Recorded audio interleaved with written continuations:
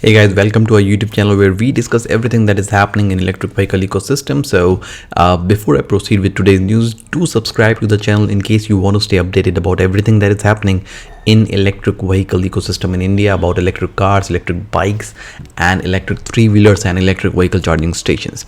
So guys, we'll proceed with today's important news, guys. That is, Tata Nexon has slashed its subscription prices down to 29,500 rupees per month. So Tata has these subscription plans for 1 year, 2 year and 3 years with separate prices, 12 months, 24 months and 36 months. And Tata has actually slashed these prices second time to record low, and this is I think this is like a limited period offer, guys. So in case you're interested, do buy. Tata Nexon is already performing really well when it comes to electric vehicle sales. It is actually the most sold electric car in India with 60% market share, and it has already crossed 2000 mark this year. Like this, the financial year is still has 3.5 months left, and it has already crossed its last year's record. So guys, Tata Nexon is doing very good, and it has further slashed the price down to 29,500. So there are three plans, as I said: 12 months, 24 months and 36 months. In case you're in Delhi NCR region, so the plan will be for 29,500 for per month. This is a limited period offer, and then 24-month period subscription is 31,600 per month, while the 12-month plan is 34,500 per month. So this subscription thing is the new thing that is coming in auto industry. Like, we are used to hearing subscription for Amazon Prime, subscription for Netflix, but now this subscription thing is also coming in auto car industry, where lease kind of term is being replaced by subscription. So these are the plans, guys. In case you want, again, I'll repeat again: for 12 months is 29,500, for 24 months is 31,600, and for 3 years is 29,500 per month. 24-month period is 31,600, and 12 month is 34,500. So these plan prices are specific to what I told you about Delhi NCR. Depending on the state governments, these prices will change. Subscription plan for Bangalore and Hyderabad is for 3624, and 12 months is 34,700, 37,200 and 40,500. So it's relatively higher for Bangalore and Hyderabad, guys. So do check it out. Tata Nexon EVs technical specification I've discussed multiple times. Still, I'll just revise once more: 30-unit battery, 312 kilometer range, and 127 horsepower engine, and maximum torque of 245 Newton meter. That is the technical specification of Tata Nexon. So guys, this is a limited period offer. If case you are looking to buy a car, first of all, buy an electric car, and yes, you can definitely go for Tata Nexon EV. The second update is again from Tata Nexon only. So one of the users have updated a video on YouTube where a software update was done, OTA, over the air software update was done in the firmware of Tata Nexon. It took around 45 minutes to update. So basically now it is appearing that the cars are not just for mobility, but they are part of the.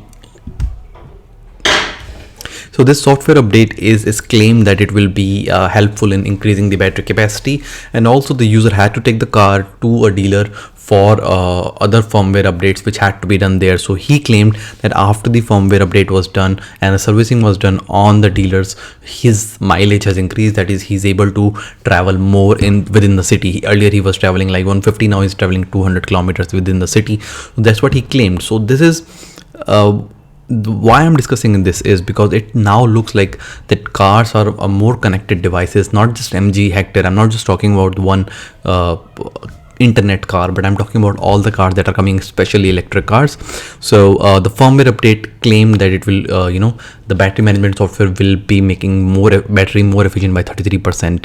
So that was the software update or the firmware update that happened. Plus there were changes in AC temperature, turn on AC, and few other things which were also there. So, and obviously, so these kind of updates, so the future looks like that, like your car will be like a laptop where you can update the operating system, or for servicing you can take it to the dealer and he can update those firmwares within the car if they cannot be updated remotely, because mind it, the car also has a SIM card, which means car is also connected through the internet, guys. So that's one news about Tata. So Tata is the other cars which have this kind of smart software is MG Hector, MG Gloster, Hyundai Kona EV, Tata Nexon EV, and cars like i20 Venue and Creta. So these are the well connected cars, guys. Moving on to the next news, guys.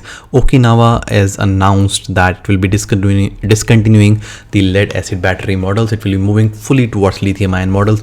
It came out with lead acid models when they were the latest technology, but now things are moving toward lithium ion. Lithium ion obviously are more efficient in terms of the weight and the charge they provide, plus also they are a bit more eco-friendly than lead acid batteries, because disposing lead acid batteries is a big nuisance, guys. So Okinawa scooters will be moving fully towards lithium ion. If you remember, most of the models of Hero also comes both in lead acid batteries and in lithium ion battery. If you can see my video on my Hindi channel where I reviewed Hero electric scooters, there you will see that there were two models. One is lead acid and one is lithium ion, but the subsidy is only available on lithium ion model.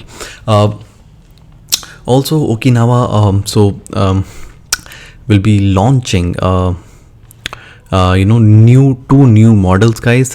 These will be I'll just show them to you. One will be Okinawa Cruiser. This is like a scooter which it will be launching preferably most probably next year 2020, and this is like a Bergman type maxi scooter and has a higher range, so I think it will be competing with Aether. And then it will also be launching Okinawa Oki 100, which is a bike, guys, and I think it will be competing with Revolt, or rather little higher end Revolt, because the body of this bike really looks somewhere between KTM Duke and Ducati to me. So guys, that is about Okinawa. So it's a good move by Okinawa, and obviously they have they claim that they have sold 35,000 plus electric scooters with lead acid batteries, and total this year. So by the way, Okinawa and Ampere are two scooter companies that are really selling good number of items, guys. Moving on to the next news, guys, that is from a company called Nexus Power. And so this Nexus Power company has developed a battery for electric vehicles through using agricultural waste, guys. And the reason I'm discussing it, because I've been telling you again and again that there are challenges in in adoption of electric vehicles in terms of charging infrastructure, range anxiety, and obviously the price. So however there are also challenges in batteries ecosystem supply chain, because lithium ion batteries or electric vehicle batteries are made up of lithium, cobalt, nickel, and aluminium. So lithium, cobalt, and nickel, India is not very good at these reserves, or at least we have not explored enough reserve. That's why we have to import the batteries from China and Taiwan and then assemble them here.